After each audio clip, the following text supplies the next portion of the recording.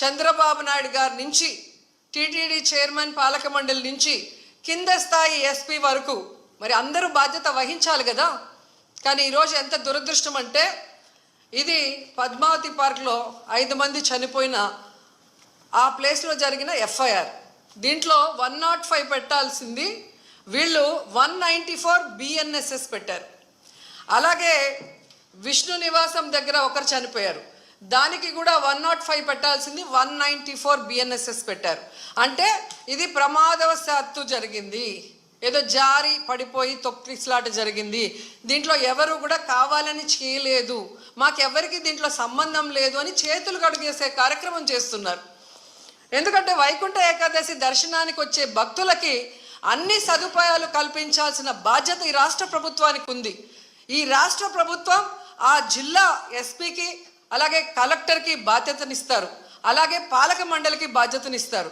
So వీళ్ళందరూ coordination చేసుకొని చేయాల్సిన పనిని ఈరోజు వీళ్ళు నిర్లక్ష్యం చేసి 6 మంది ప్రాణాలు బలికొని 34 మంది గాయాల పాలైతే ఎవరికి సంబంధం లేదు, ప్రమాదవశాత్తు జరిగిందని 194 BNSS పెట్టడం ఎంతవరకు సమంజసం? సో ఈరోజు నేను అడుగుతున్నాను, మొన్న విజయవాడలో హైందవ శంకారావం చేశారు, హైందవుల్ని మనం కాపాడుకోవాలి.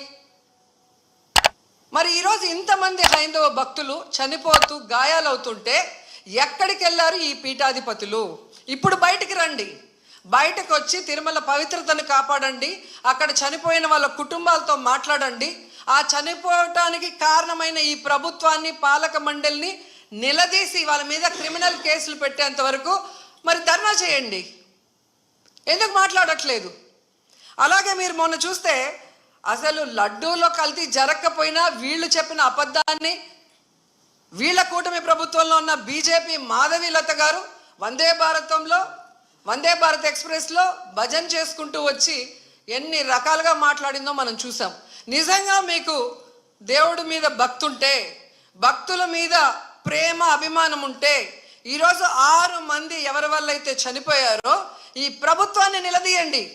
ఈ ప్రభుత్వంలో ఎవరెవరు ఈ చావుకు కారణమయ్యారో వాళ్ళందరి మీద మోడీ గారికి చెప్పి క్రిమినల్ కేసులు పట్టించండి. అంతేగాని ఈరోజు మీరు పూసుకొని మీరు చేస్తే మాత్రం అది కరెక్టు, వేరే వాళ్ళు చేస్తే తప్పు అన్నట్టుగా దొంగ మాటలు చెప్తూ ఎవరి మీద దుమ్మెత్తి పోయాలనుకుంటే ప్రజలు అన్నీ గమనిస్తున్నారు. అండ్ ఈరోజు మీరు చూస్తే మోడీ గారికి కూడా మేము విన్నవించుకుంటున్నాం, మీకు భక్తి ఎక్కువ ఉంది కాబట్టి ఈరోజు తిరుమలలో జరిగింది పూర్తిగా చంద్రబాబు నాయుడు గారి ఫెయిల్యూర్, ఆయన నియమించిన అఫీషియల్స్ పాలక మండలి ఫెయిల్యూర్. సో వీరందరి మీద విచారణ జరిపించి దీనికి ఎవరెవరి నిర్లక్ష్యం కారణమో వాళ్ళందరి మీద క్రిమినల్ కేసులు వేసి వీళ్ళందరినీ లోపల పెట్టాలి. ముందు వీళ్ళందరితో రాజీనామా చేయించాలని కూడా డిమాండ్ చేస్తున్నాం. ఇక హోంమంత్రి గారు ఉన్నారు, ఎప్పుడు ప్రెస్ మీట్ పెట్టి ఎవరి మీద దుమ్మెత్తిపోద్దామా, ఎవరిని మాట్లాడదామా అనుకుంటున్నారే తప్ప వీళ్ళు వచ్చిన తర్వాత ఈ రాష్ట్రంలో లా అండ్ ఆర్డర్ ఎలా దిగజారిపోయింది, మహిళల మీద ఎలా అఘాయిత్యాలు అవుతున్నాయి, ఏ విధంగా మనుషులు చనిపోతున్నారు తోపులాట్లో పోలీసుల నిర్లక్ష్యం వల్ల, వీళ్ళకి కంట్రోల్ లేదనేది స్పష్టంగా అర్థమవుతుంది. సో ఇలాంటి వాళ్ళని హోంమంత్రిగా పెడితే ఇంకెంతమంది ప్రాణాలు తీస్తారో ఒకసారి మీరే ఆలోచించి యాక్షన్ తీసుకుంటే మంచిదని కూడా కోరుకుంటున్నాను.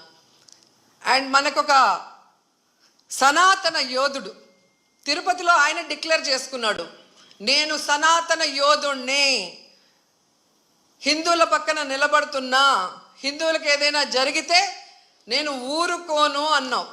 అదే తిరుపతిలో ఈరోజు 6 మందిని మీ కూటమి ప్రభుత్వం చంపేసింది. దీనికి మీరు ఏం ప్రాయశ్చిత్తం చేస్తారు? చంద్రబాబు నాయుడుతో రాజీనామా చేయిస్తారా? మీరు బాధ్యత తీసుకొని రాజీనామా చేస్తారా? లేదా టీటీడీ చైర్మన్తో రాజీనామా చేయిస్తారా? హోంమంత్రితో రాజీనామా చేస్తారా? లేదా అందరూ కలిసి కట్టకట్టుకొని రాజీనామా చేస్తారా? మీ అందరి ఫెయిల్యూరే కదా ఇది. నిజమైన సనాతన యోధుడివైతే ఇప్పుడు రా, వచ్చి మీ ప్రభుత్వంలో ఎవరెవరి నిర్లక్ష్యం వల్ల ఇది జరిగిందో వారందరి మీద క్రిమినల్ కేసులు పెట్టించుకోండి. అంతేగాని ప్రమాదవశాత్తు జరిగిందని 194 BNSS పెట్టేసి చేతులు దులిపేసుకోవాలంటే మాత్రం వదిలే ప్రసక్తే లేదు అని కూడా ఈ సందర్భంగా తెలియజేసుకుంటున్నా. అండ్ చంద్రబాబు నాయుడు ఆయన లెగ్గు మహత్యం ఏంటో కానీ ఆయన ఎప్పుడు అధికారంలోకి వస్తే అప్పుడు ఈ రాష్ట్రంలో మనం ఎన్నో చావులు చూడాల్సి వస్తుంది. గతంలో గోదావరి పుష్కరాలు ఈయన పబ్లిసిటీ పిచ్చి వల్ల ఇలాగే గేట్లు తెరిచి జనాలు తోసుకొని ఒకరి మీద ఒకరు పడి 29 మంది చనిపోయారు. మొన్న ఈయన ముఖ్యమంత్రి అయిన వెంటనే ఈయన నిర్లక్ష్యం వల్ల, ఈయన వైఫల్యం వల్ల దాదాపుగా విజయవాడ వరదల్లో 60 మందికి పైగా చనిపోయారు. మళ్ళీ ఈరోజు చిత్తూరు జిల్లా కుప్పంలో ఉండగానే 6, 7, 8 ఉండి పోలీసులందరినీ తిప్పుకొని ప్రజల్ని గాలికి వదిలేశారు. మానిటరింగ్ లేదు. ఇన్ని లక్షల మంది వస్తున్నారు, వీళ్ళకి ఏం సదుపాయాలు చేశారు, వీళ్ళకి ఎలా టోకన్స్ ఇస్తున్నారు, ఎక్కడ క్యూ లైన్స్ ఇచ్చారు అనేది ముఖ్యమంత్రి పట్టించుకోడు, చైర్మన్ పట్టించుకోడు, ఎస్పీ, కలెక్టరు, అలాగే ఎండోమెంట్ మినిస్టర్ ఎవరు పట్టించుకోరు. బాగా జరిగితేమో మా గొప్పతనం 30 ఇయర్స్ ఇండస్ట్రీ, 40 ఇయర్స్ ఇండస్ట్రీ అని గొప్పలు చెప్పుకుంటారు. లేదు అంటే గత ప్రభుత్వ వైఫల్యం లేదా అఫీషియల్స్ వైఫల్యం అని ఎప్పుడు ఎవరో ఒకరి మీద దుమ్మెత్తి తప్పించుకోవాలన్న ప్రయత్నం చేస్తున్నారు. ఇది సీరియస్గా తీసుకోవాల్సిన ఇష్యూ.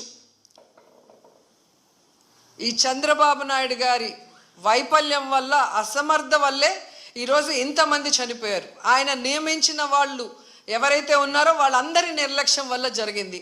సో వెంటనే ఈ ఎఫ్ఐఆర్లు మార్చి తప్పు చేసిన వాళ్ళ మీద క్రిమినల్ కేసులు పెట్టాలి.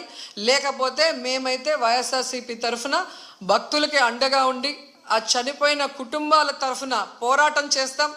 వాళ్ళకి కూడా ఎక్స్గ్రేషియా ఒక్కొక్కరికి మరి డబ్బులు 1 కోటి నుంచి 2 కోట్ల దాకా ఇవ్వాల్సిన అవసరం ఉంది. ఎందుకంటే మీ వల్లే వాళ్ళు చనిపోయారు, వాళ్ళ నిర్లక్ష్యం వల్ల కాదు. అలాగే గాయాలైన వాళ్ళకి 25 లక్షల రూపాయలు కూడా ఇవ్వాలని డిమాండ్ చేస్తూ, నిజంగా తిరుపతి అమ్మాయిగా నాకు నిజంగా చాలా బాధేస్తుంది. ఎందుకంటే నాకు తెలిసి ఇంతవరకు తిరుమల చరిత్రలో ఇలా వైకుంఠ ఏకాదశి కోసం దర్శనానికి వచ్చిన వాళ్ళు చనిపోయిన దాఖలాలే లేదు. అలాంటిది ఈరోజు 6 మంది దాకా చనిపోయారు అంటుంటే, ఆ కుటుంబాలు టీవీల్లో చూస్తుంటే వాళ్ళు ఏడుస్తుంటే మనసు ద్రవించిపోతుంది. కానీ ఈ కుటుంబ ప్రభుత్వానికి ఏ ఎమోషన్ లేదు, ఏ బాధ లేదు. ఎలా తప్పించుకుందామా, ఎవరి మీద తోసేద్దామా అన్న ప్రయత్నమే వీళ్ళు చేస్తున్నారు. సో ఖచ్చితంగా మోడీ గారిని డిమాండ్ చేస్తున్నాం, మీరు దీని మీద సీరియస్గా ఎంక్వైరీ చేయించాలి. తప్పు చేసిన వాళ్ళ మీద క్రిమినల్ కేసులు పెట్టి వీళ్ళని లోపల పెట్టాలి. అలాగే హైందవ శంకరావం చేసిన ఈ మఠాధిపతులందరికీ చేతులెత్తి నమస్కరిస్తున్నా, ఇప్పుడు బయటికి రండి. బయటకు వచ్చి ఈ హైందవ ధర్మాన్ని నమ్ముకున్న భక్తుల్ని కాపాడుకోవాల్సిన బాధ్యత మన మీద ఉంది. అలాగే తిరుమల పవిత్రత కాపాడాల్సిన బాధ్యత మన మీద ఉంది. అలాగే భక్తుల చావుకు కారణమైన వాళ్ళని శిక్షించే విధంగా మనం పోరాడాల్సిన అవసరం కూడా ఈరోజు ఉంది. కాబట్టి మీరందరూ బయటికి రావాలి, మాట్లాడాలని కూడా కోరుకుంటున్నాను.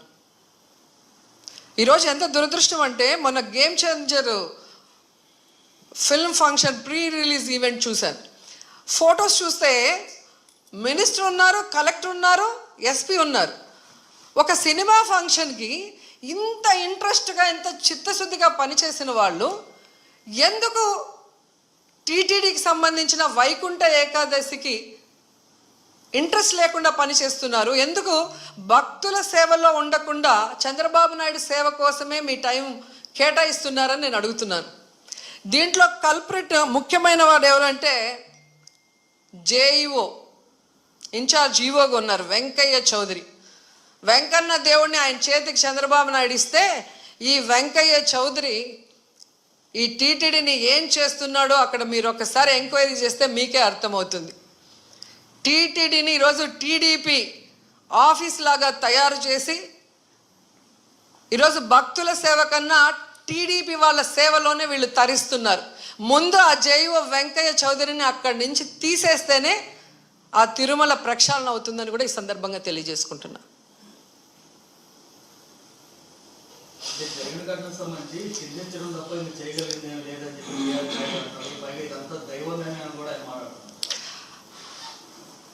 దేవుడి మీద భక్తి లేని వాడికి, ఆ పోస్టు చేసే విలువ లేని వ్యక్తికి అలాంటి పెద్ద పోస్ట్ ఇస్తే ఇలాగే ఉంటుంది. ఆయన ప్రెస్ మీట్లు పెట్టి రాజకీయం మాట్లాడతాడు, జగన్ గారిని తిడతాడు. కానీ ఒక టీటీడీ చైర్మన్గా తన బాధ్యత ఏంటి, వైకుంఠ ఏకాదశికి ఎలాంటి ఏర్పాట్లు చేయాలి, ఈఓని ఎస్పీని కలెక్టర్ని కలుపుకొని కోఆర్డినేట్ చేసుకొని ఎలా వచ్చే భక్తులకి అన్ని సదుపాయాల్ని సేఫ్టీని అందించాలన్న ఆలోచన ఇతనికి లేదు. ఇన్సిడెంట్ జరిగినప్పుడు కూడా హైదరాబాద్లో కూర్చొని ఉన్నాడు. ఆయన మాట్లాడిన తీరు చూస్తే తాగి మాట్లాడా, వయసు అయిపోయి మాట్లాడా నాకైతే అర్థం కాలేదు. కానీ ఎంత కేర్లెస్గా, ఎంత సిల్లీగా ఆయన మాట్లాడిన మాటలు. నేను గుడిలో ఎస్పీ కనిపిస్తే చెప్పాను, కొంచెం జాగ్రత్తగా చూసుకోండి, ఏదో గొడవలు అవుతున్నాయి అని నాకు సమాచారం వచ్చింది అన్నాడు. మరి ఎస్పీకి చెప్పిన తర్వాత ఎస్పీ కరెక్ట్గా చూసుకుంటున్నాడా లేదా మానిటరింగ్ చేయాల్సిన బాధ్యత చైర్మన్కి, బోర్డు మెంబర్స్కి ఉంది కదా. మరి నువ్వు హైదరాబాద్లో కూర్చుంటే తిరుపతిలో టికెట్లు ఏ కౌంటర్లో ఇస్తున్నారు, వాళ్ళకి ఏం సేఫ్టీ ఉంది, వాళ్ళకి ఏమి సౌకర్యాలు అందుతున్నాయో ఎలా తెలుస్తుంది మీకు? మంత్రి గారు, ఎమ్మెల్యే, చైర్మన్, పాలక మండలి, కలెక్టరు, ఎస్పీ వీళ్ళందరూ తిరగాలి. తిరుపతిలో, తిరుమలలో ఎలా ఉన్న ఏర్పాట్లు, ఏమైనా అవసరం ఉందా అని చెప్పి అఫీషియల్స్ని కోఆర్డినేట్ చేసుకోవాల్సిన పని అధికారంలో ఉన్న వాళ్ళది. అలా చేసుకోకుండా అంతా దైవేచ్ఛ. నేను ముందే అనుకున్న ఎస్పీ గారికి చెప్పా, వినలేదు అంటే ఎవరిని ఇరికిచ్చి తప్పించుకోవాలనుకుంటున్నారో వాళ్ళే గమనించుకోవాలి. గతంలో టీటీడీ చైర్మన్లుగా పనిచేసిన వాళ్ళు కరుణాకర్ రెడ్డి గారు ఉన్నారు మనకు, అట్లాగే సుబ్బారెడ్డి గారు ఉన్నారు. ఎంత చక్కగా భక్తుల సేవలో వచ్చిన వాళ్ళకి అన్ని సౌకర్యాలు అందించి అందరూ కూడా దర్శనం చేసుకొని తరించే విధంగా ఎలా ఏర్పాట్లు చేశామో 5 ఏళ్ల కాలంలో భక్తులను అడగండి. వచ్చిన ఫస్ట్ ఇయరే మీరు ఈ విధంగా చేస్తే నెక్స్ట్ ఎలా వస్తారు భక్తులు? భయపడిపోరా? అంటే తిరుమలకి ఎవ్వరు రాకూడదు అన్నట్టుగా అప్పుడేమో ఏదో కల్తీ జరిగిందని అబద్ధపు ప్రచారం చేసి సుప్రీంకోర్టుతో అక్షింతలు వేయించుకున్నారు. ఇప్పుడు నిర్లక్ష్యంతో 6 మందిని చంపేసి అమ్మో కొండకెళ్తే ఏమన్నా అవుతుంది అన్నట్టుగా ఇప్పుడు తయారు చేశారు. అంటే తిరుమల పవిత్రతను దెబ్బతీయటానికి కంకణం కట్టుకున్నట్టుంది కూటమి ప్రభుత్వం.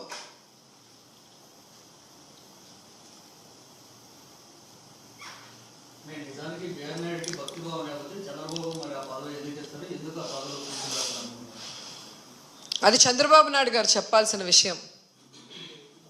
ఎందుకంటే సొంత జిల్లాలో ఇంత పెద్ద ఇష్యూ జరిగింది. బిఆర్ నాయుడు చిత్తూరు జిల్లాకు చెందినవాడే. మరి జిల్లాలో తిరుమల పవిత్రత గురించి తెలుసు, ఎన్ని లక్షల మంది వస్తారు వైకుంఠ ఏకాదశికి ఇద్దరికీ తెలుసు. వాటికి ఎలా ఏర్పాట్లు చేయాలో చంద్రబాబు నాయుడుకి తెలుసు, బిఆర్ నాయుడుకి తెలియదు. తెలియనప్పుడు చెప్పి చేయించుకోవాల్సిన బాధ్యత ముఖ్యమంత్రికి ఉంది. అలా చేయటం చేత కాని వాడికి చైర్మన్ పదవి ఇవ్వకూడదు. ఏ లాలూచితో ఇచ్చారో వాళ్ళు చెప్పాలి.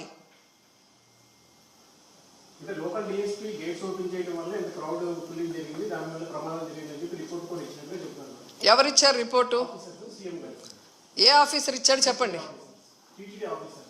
మరి డిఎస్పీ ఎవరిని అడిగి తీశాడు? ఆయన ఓన్గా ఆయన తీయడు కదా. మరి ఎవరు ఆయనకి ఇన్ఫర్మేషన్ ఇచ్చాడు తిమ్మని చెప్పి? అది కనుక్కోవాలి కదా. ఎవడో ఒకటి మీద. ఇప్పుడు చంద్రబాబు నాయుడు అఫీషియల్స్ అంటాడు, అఫీషియల్స్ ఏమో డిఎస్పీని. అంటే ఎవరిని బలి చేద్దామా అన్నారు. కానీ కానిస్టేబుల్ మీద ఇలా డిఎస్పీతో ఆగినారు. వినేదానికి కూడా నమ్మకంగా ఉండాలి కదా. ఒక అబద్ధం చెప్పినా మీకు బిఆర్ నాయుడు నేను ఎస్పీకి చెప్పాను, నాకు గొడవలు అవుతాయని ఇన్ఫర్మేషన్ ఉంది, జాగ్రత్తగా చూసుకోండి అని నేను చెప్పాను అని ఆయన చెప్తున్నాడు. మరి అది ఎక్కడ ఎవరి ఫెయిల్యూరు? ఎస్పీ ఫెయిల్యూరే కదా. మరి ఎస్పీ మీద ఇవ్వకుండా డిఎస్పీ మీద ఎందుకు ఇచ్చారు?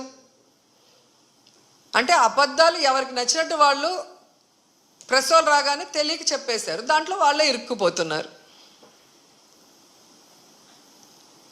ఇది ఎవ్రీ ఇయర్ జరిగేదే కదండి. ఇప్పుడు కోవిడ్ లాగా ఏదో సడన్గా వచ్చింది, అది ఎలా ఉంటుందో తెలీదు, మేము చేయలేకపోయినామంటే అర్థం ఉంది. అలాంటి సమయంలో కూడా జగన్మోహన్ రెడ్డి గారు వయసులో చిన్నవాడైనా